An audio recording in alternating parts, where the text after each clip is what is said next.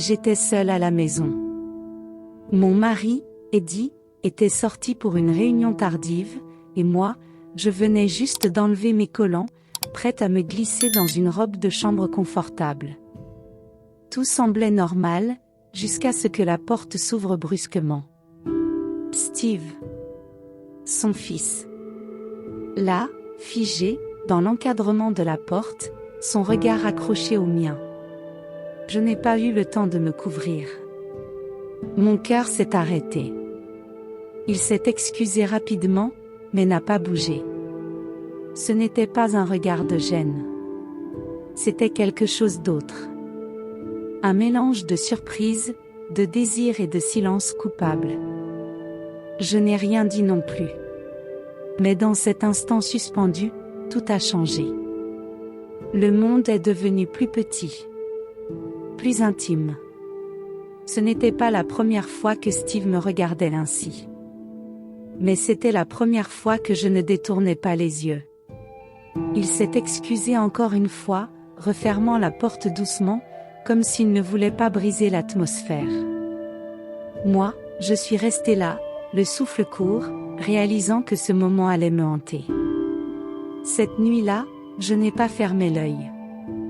Je pensais à son regard, à ma réaction, aux frissons que je n'aurais pas dû ressentir. C'était interdit. Inconfortable. Et pourtant, j'étais troublée. Pire encore, j'attendais déjà de le revoir.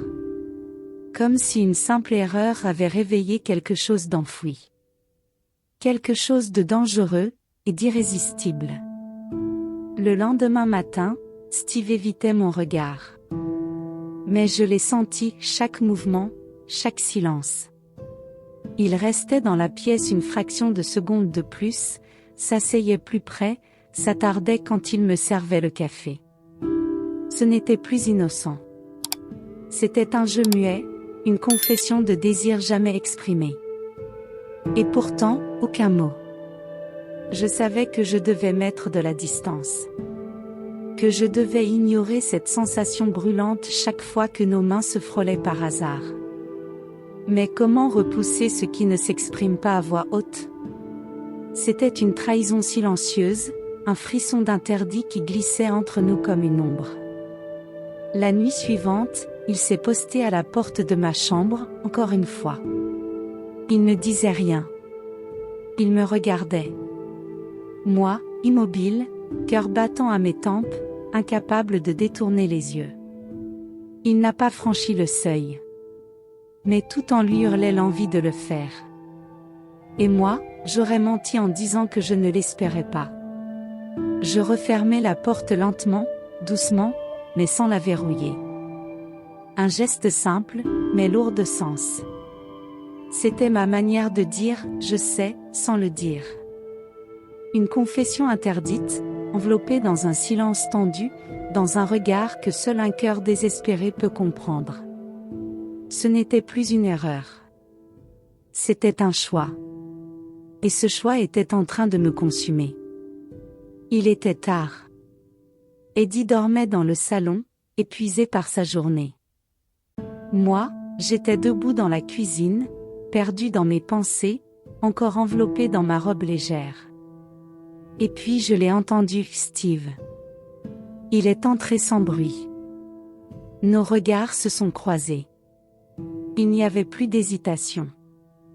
Seulement un silence lourd, brûlant, chargé de tout ce qu'on n'avait jamais dit. Il s'est approché, lentement. Pas un mot. Pas une excuse. Juste ce regard, celui d'un homme qui ne cherchait plus à fuir ce qu'il ressentait. J'ai senti son souffle sur ma peau avant même qu'il ne me touche.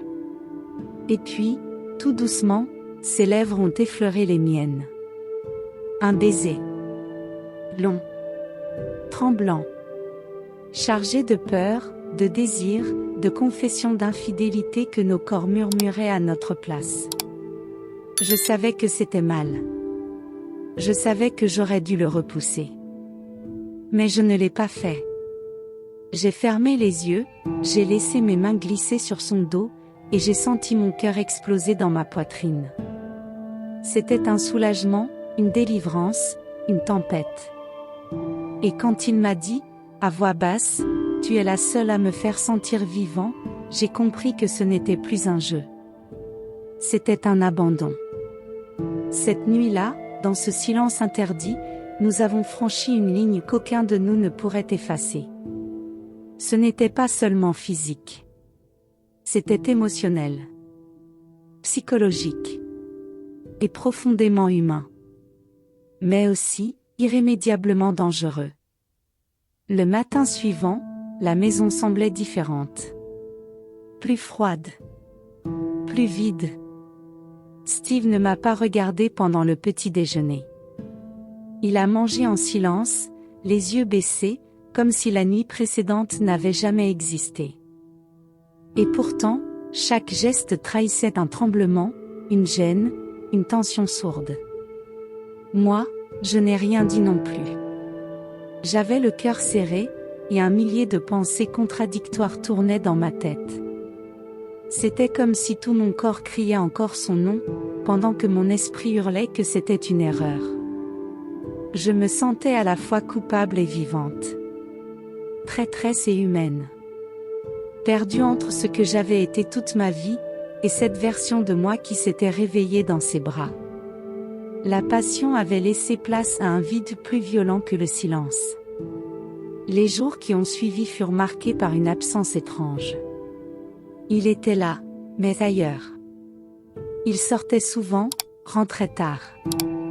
Et quand il était présent, c'était comme un étranger. Jusqu'à ce qu'un soir, sans prévenir, il dise simplement, « Je vais partir.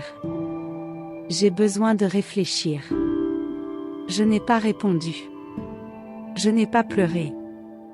Mais à l'intérieur, j'ai senti quelque chose se briser lentement. Il est parti sans dire au revoir. Sans promesse. Sans explication. Et moi, j'ai compris que ce qui s'était passé entre nous n'était pas un accident. C'était une vérité trop grande pour nous deux. Une blessure partagée. Une histoire interdite, commencée trop vite, et abandonnée trop brutalement. Je croyais que c'était terminé. Qu'il avait fui pour de bon. Mais cette nuit-là, tard, j'ai entendu la porte s'ouvrir. Mon cœur s'est arrêté. C'était lui. Steve. Trempé, le regard flou, les mains dans les poches. Il s'est avancé sans un mot. Moi, figé, incapable de bouger. Il n'était pas là pour s'expliquer. Il était là, pour dire au revoir.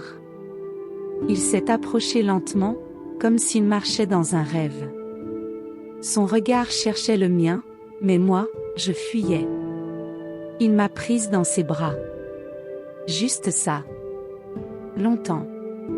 Silencieusement.